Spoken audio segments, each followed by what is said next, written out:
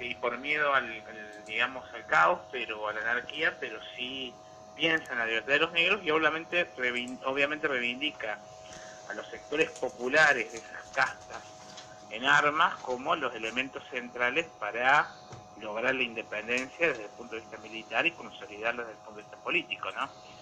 Eso integra en sus tropas fuerzas irregulares, digamos, las acepta y promueve sobre todo a Güemes en el norte, justamente con ese tipo de guerra irregular, con esos sectores populares integrando la fuerza.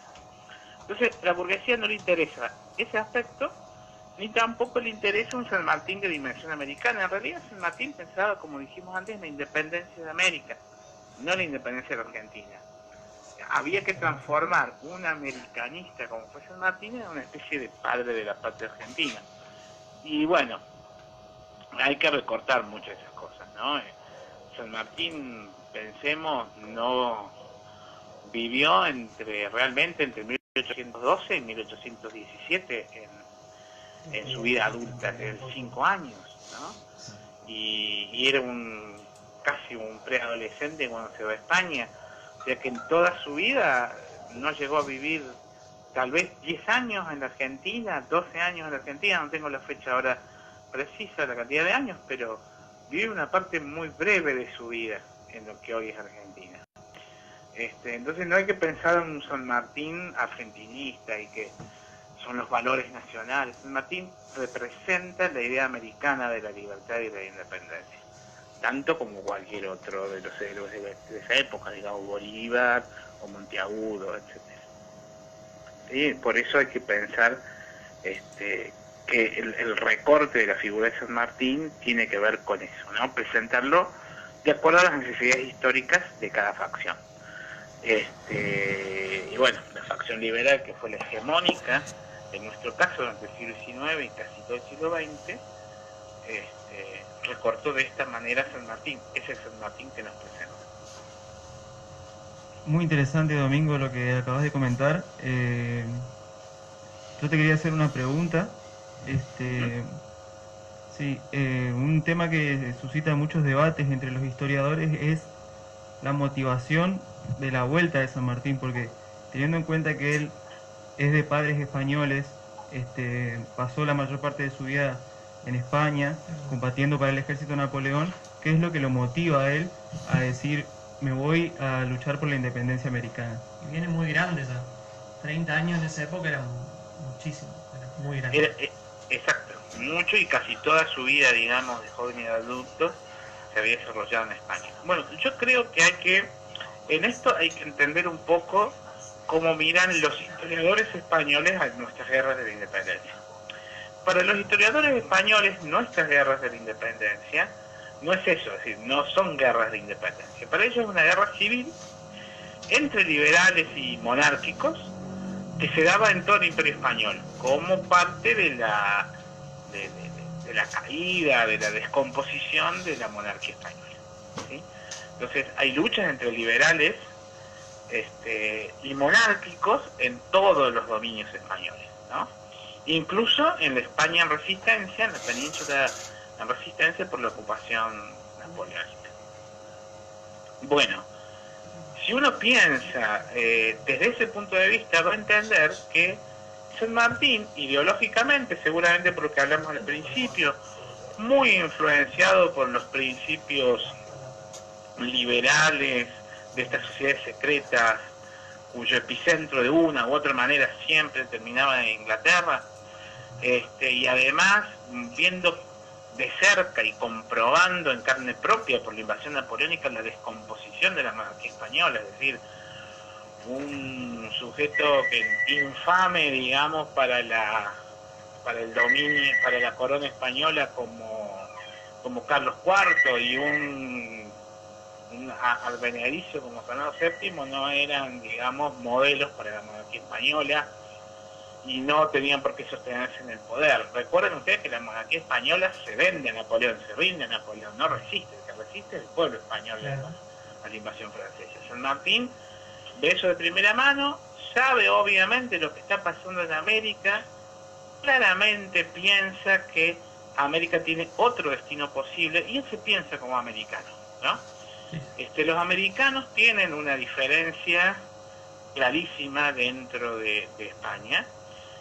Son tratados como segundones, digamos. San Martín seguramente debe haber sufrido esa situación de ser un americano, aunque sea oficial de regimientos españoles, peninsulares, como el regimiento de Murcia, pero lo mismo es visto seguramente como un americano, ser alguien de segundo orden. Es lo que le pasa a Bolívar cuando vive en Madrid, y eso que Bolívar seguramente era un hombre más rico que la mayoría de todos los nobles españoles, sin embargo no deja de ser americano, y eso le ponía en segundo lugar. Es decir, San Martín ve cómo se descompone la monarquía española y sabe que es inútil sostenerla.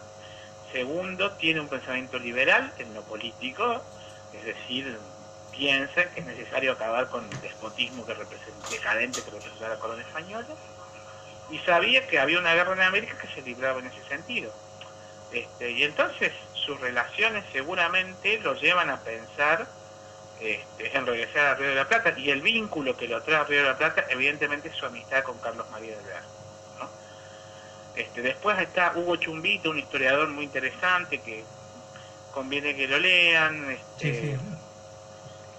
Bueno, ahí Chumbita dice que, recuerden que San Martín en realidad es un Alvear, ¿no? Secreto de Yapeyú. Nació en Yapeyú, pero es un hijo... Claro, el libro de Chumbita es el secreto de Yapeyú. Exactamente, sí, exactamente. Así que bueno, sería un Alvear, un miembro de esa familia, que era una de las familias más comprometidas con la idea de independencia, sobre todo porque le interesaba mucho el libre cambio, digamos, ¿no? El libre comercio, perdón, la relación económica con Gran Bretaña. Así que, digamos, una serie de factores que tienen que ver con seguramente su autorreconocimiento como americano, diferenciándose de los peninsulares, su idea de una monarquía que no se puede sostener, su idea liberal y sus relaciones con las logias inglesas y con los Alvear, seguramente son el conjunto de cuestiones que le dicen a San Martín que su destino está obviamente en lograr la independencia de América del Sur.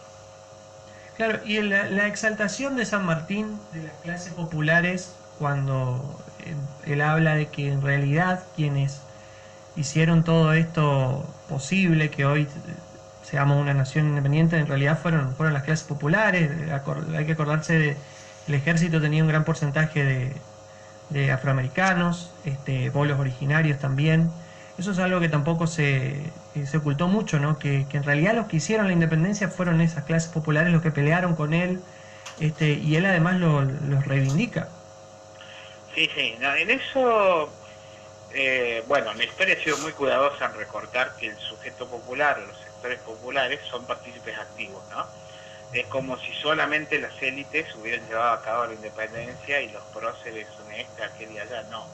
En realidad son los sectores populares los que se juegan, los que deciden poner el cuerpo, los que toman las armas, los que deciden pelear, ¿no?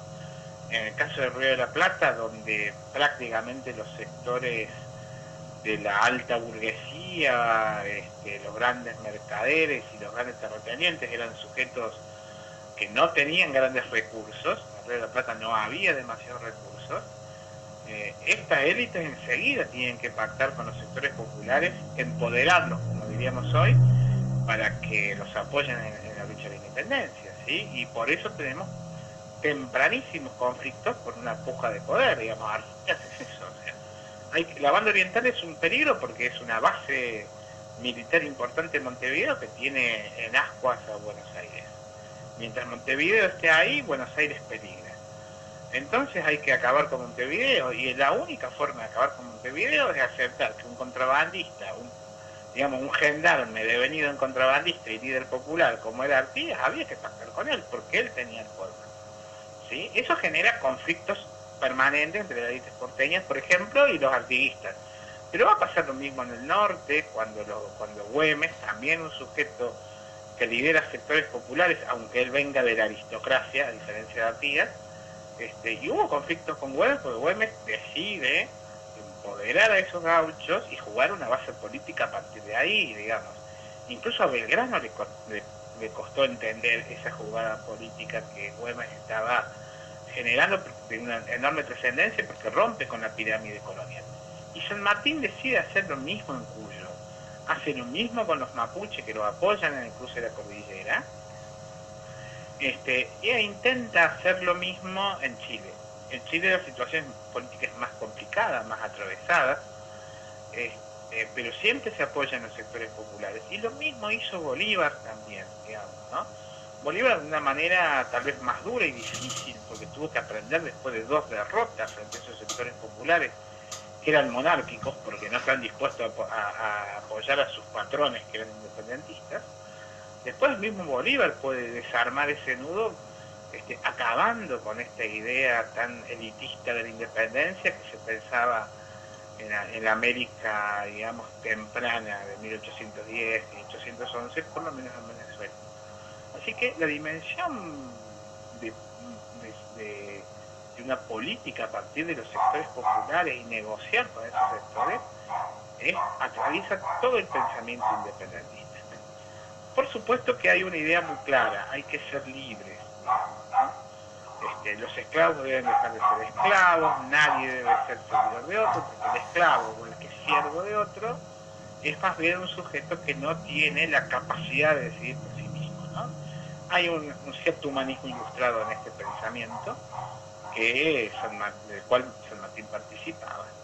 Por lo tanto, había de alguna manera que lograr que el soberano, el pueblo, como decir luego Sarmiento, el soberano, se redimiese a sí mismo, ¿no? No podía ser esclavos. O sea que también estos sujetos tenían que ser activos. De ahí es que San Martín pensara, bueno, se la ganan por la guerra, se la ganan por ser buenos trabajadores, se la ganan por lo que sea, pero cierta decisión de, bueno, acá no, digamos, no puedo darles el poder directamente, porque ese poder lo tienen que construir mediante la acción de la guerra, mediante algún tipo de actividad civil que indique que el pueblo puede gobernarse a sí mismo. O sea, San Martín era, si ustedes quieren, un poco más etapista, diríamos, ¿no? O sea, no pretendía un gobierno popular como pudiese pretender Artigas, digamos, ¿no? Era mucho más conservador o prudente en ese sentido, porque tenía miedo que pase lo que pasó en Haití 10 años antes, 15 años antes, con una guerra de castas con los blancos, y hizo de Haití algo que no debía reproducirse en el mundo, que era que los negros controlaran el país, digamos, ¿no? San Martín, como buen liberal, pensaba más bien en una necesidad de etapas antes que una radicalidad en la revolución, digamos, ¿no? En ese sentido, San Martín está más cerca de Belgrano, está más cerca de Bolívar que de Artigas, por ejemplo. Pero eso no significa que pretendiese conservar el orden colonial, al contrario, quería acabar con el orden colonial de castas, ¿no?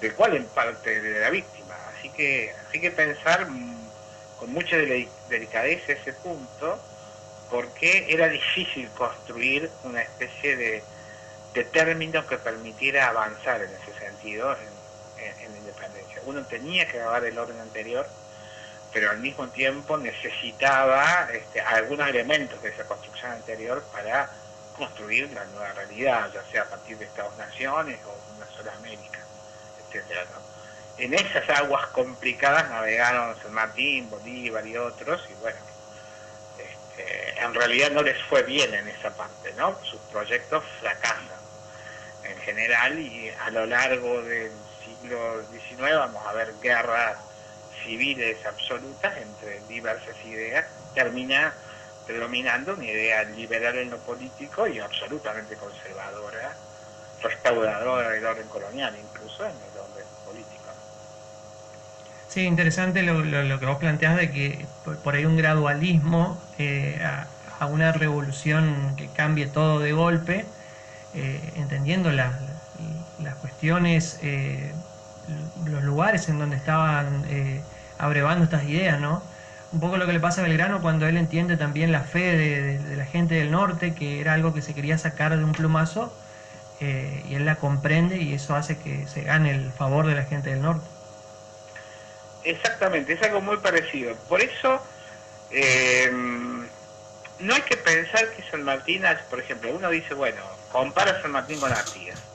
Y bueno, Artigas decía que había que hacer una reforma agraria, que había que sacar la tierra a los españoles a todos, y a los americanos que habían llevado a los españoles también, y darle la tierra primero a los huérfanos, después a los indios y después a los negros.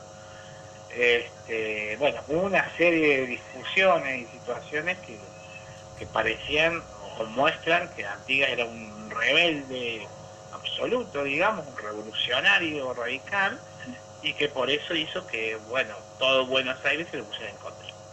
Y tenés por otro lado entonces una imagen de un San Martín, no, San Martín era conservador, muy limitado, de austeridad. Bueno, si uno simplifica las cosas, ve esos dos extremos, pero en realidad ambos jugaban con las posibilidades del momento, ¿sí? Y con los sujetos que representaban. El planteo de San Martín es mucho más, diría yo, difícil. ¿Por qué?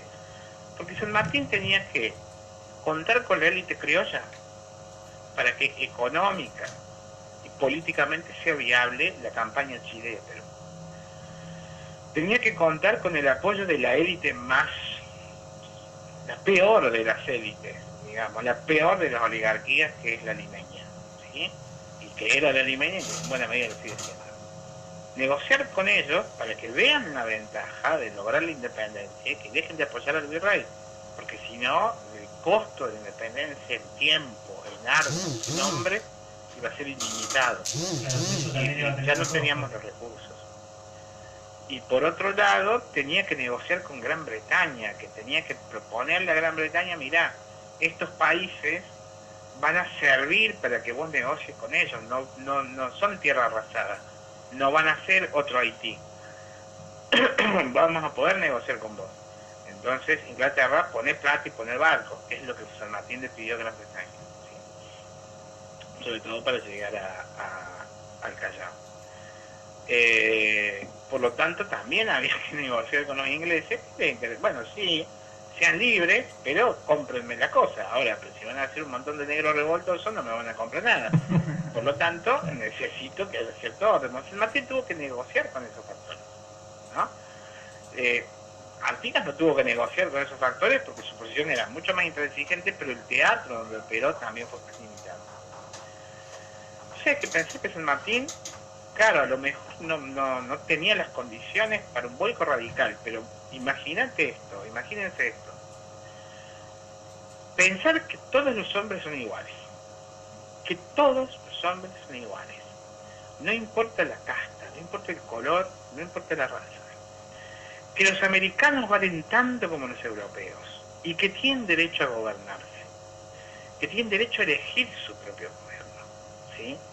Que valen como los otros y que la independencia la consiguen por su propio esfuerzo, por sus propias armas y con sus propias ideas.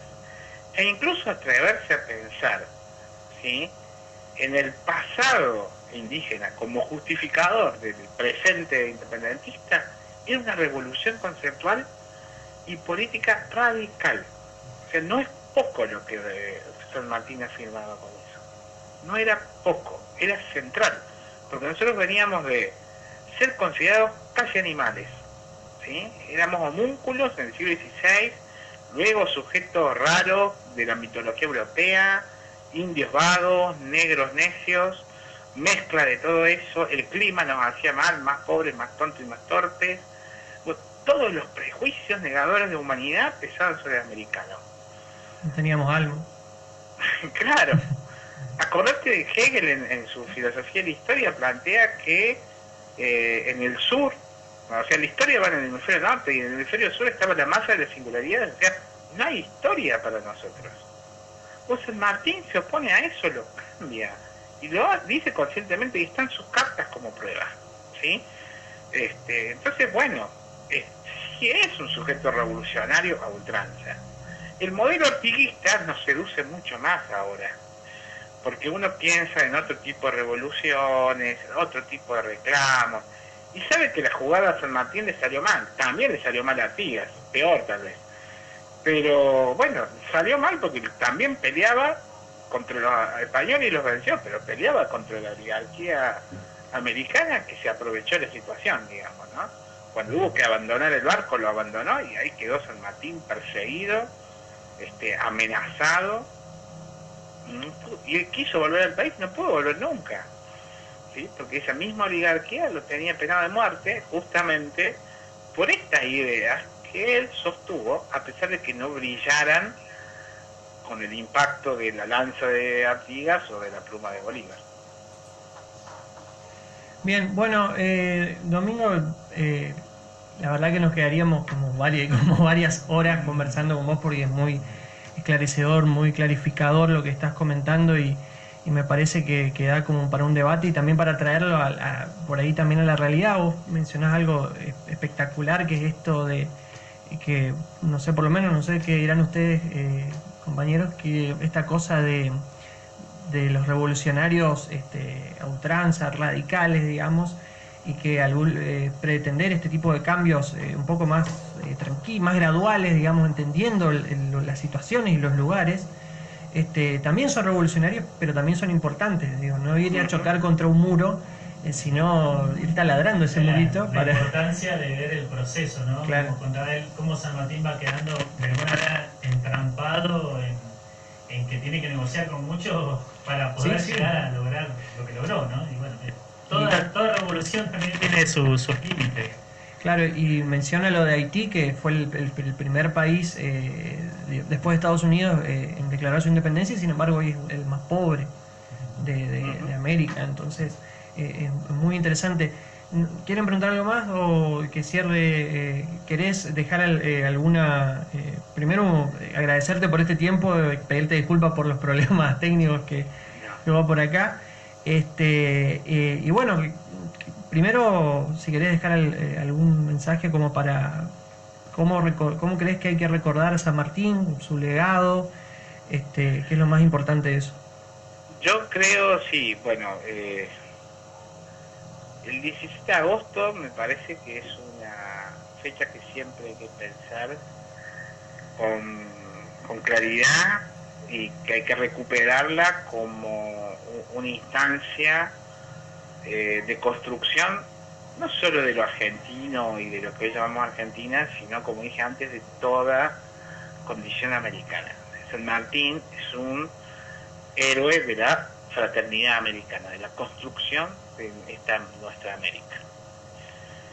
Una dimensión extraordinaria, y está entre, digamos, justamente a la par de Bolívar en esta visión americanista. Tenemos que sacarlo de una visión militarista y porteñista de creer que es el símbolo de lo argentino. Es el signo de América, ¿sí? No es el signo de Argentina, es el signo de América.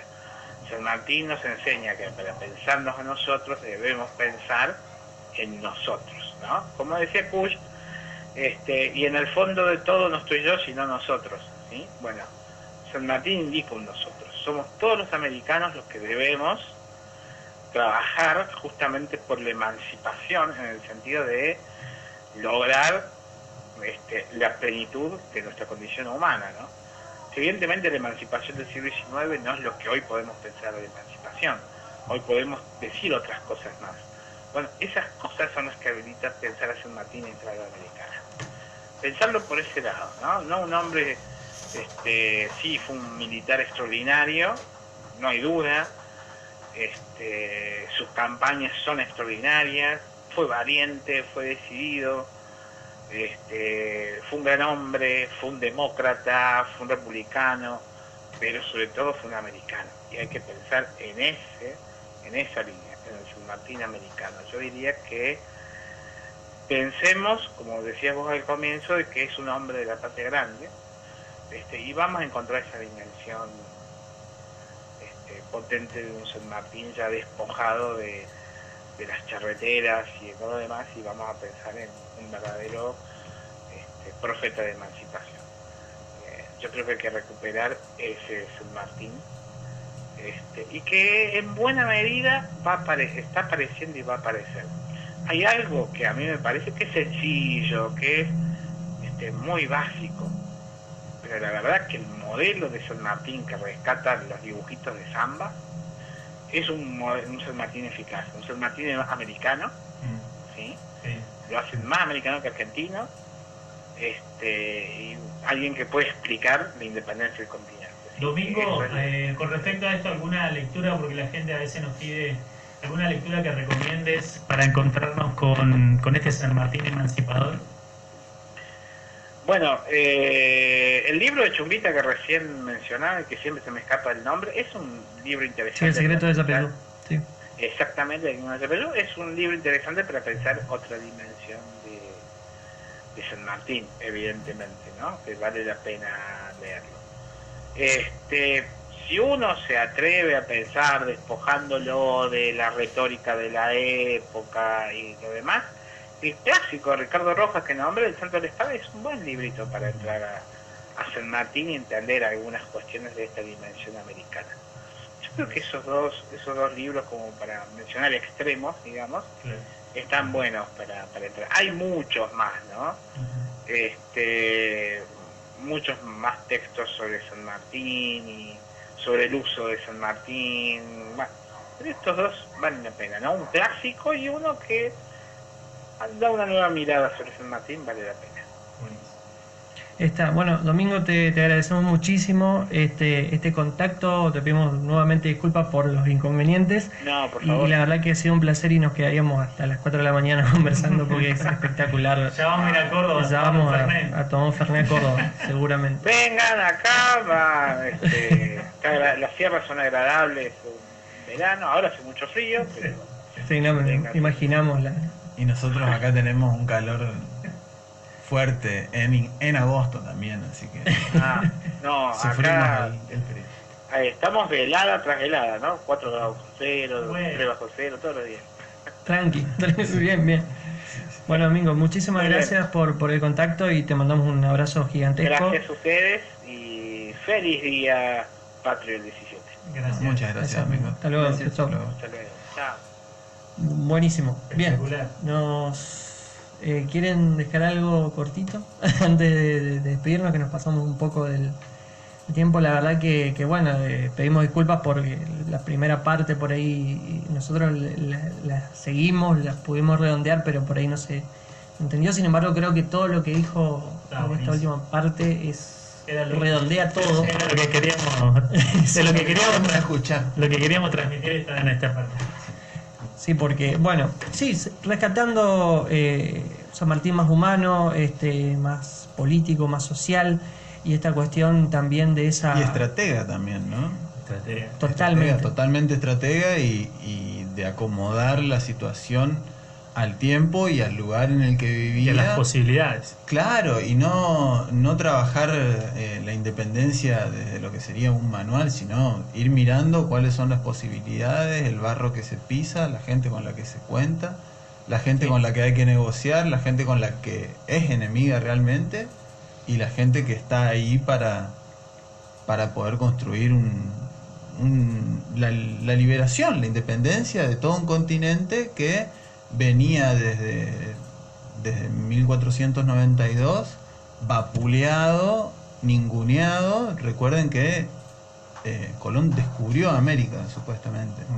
O sea, él Sí. fue el primero en ver América. Toda la gente que vivía antes no tenía ojos. Y hasta Claro, que, no la vio. hasta Claro. que Alejandro VI nos dijo que teníamos alma, no teníamos alma. Era- No, y meternos, no sé si la gente pudo hacerlo, meterse, no sé qué piensan ustedes, meterse en la piel de San Martín, decir, todo ese esfuerzo que vos decís, ¿no? De estrategia, de planificación, de negociación, y después tener que irse y ver que esa primera etapa de la revolución se fue como quemando en un montón de guerras civiles, como no solo que le pasó a Argentina, como decía él, sino a todos los países, y bueno, y que terminó en la dominación de los de siempre, digamos, ¿no? Esa- Sino una separación, una balcanización de América del Sur para que sea una mejor dominación. Un bloque latinoamericano ante las potencias era mucho más. Necesitamos la palabra de Mauro. Sí, decía algo. No nos vamos a colgar. No, la verdad, muy ilustrativo todo lo que dijo Domingo, muy interesante. Yo también me quedé con ganas de escucharlo y de seguir escuchándolo, perdón, y hacerle muchas más preguntas. Y sí, lo que decía también al principio del programa, rescatar esta parte humana y política de San Martín, ¿no? Fíjense ustedes que él, cuando empieza su plan continental, que cruza los Andes, logra liberar Chile, le piden que vuelva a Buenos Aires, le piden desde Buenos Aires que vuelva a pelear contra Artigas, y él se niega rotundamente. Así que fíjense ustedes cómo hasta tuvo que pelear contra el propio país desde el cual nacía su ejército, ¿no? Entonces, tuvo muchas dificultades, y lo que mencionaba también Domingo sobre el misterio que se quiso instalar sobre la entrevista en Guayaquil, es en realidad que San Martín, Bolívar venía en auge, en su apogeo, su ejército estaba muy bien preparado, y San Martín pedía ayuda a Buenos Aires y desde Buenos Aires se la negaban. Así que la visión porteña era que la revolución terminaba en la frontera de los Andes, terminaba, si se quiere, en la frontera de Salta. General Paz. Ya estaba, no queremos ser Venezuela, ya estaba instalado. Casi en la General Paz. Y antes a Belgrano le dijeron: venite hasta Córdoba, y quedate en Córdoba, y que se agarren y lleven todo lo del norte, no importa. Y Belgrano le dijo: nada, yo me quedo en Tucumán, le echo fli, los rasgo. Claro. Claro, ahí contrastan dos visiones claramente, ¿no? Contradictorias, si se quiere. La visión porteña de cerrar el círculo sería en lo que eran las tierras fértiles de la Pampa y demás, y la visión de San Martín totalmente latinoamericana, ¿no? Claro, de la patria grande y bueno, la General Paz. Que no existía, pero ya estaba en la cabeza de los porteños. Bueno, nos vamos porque...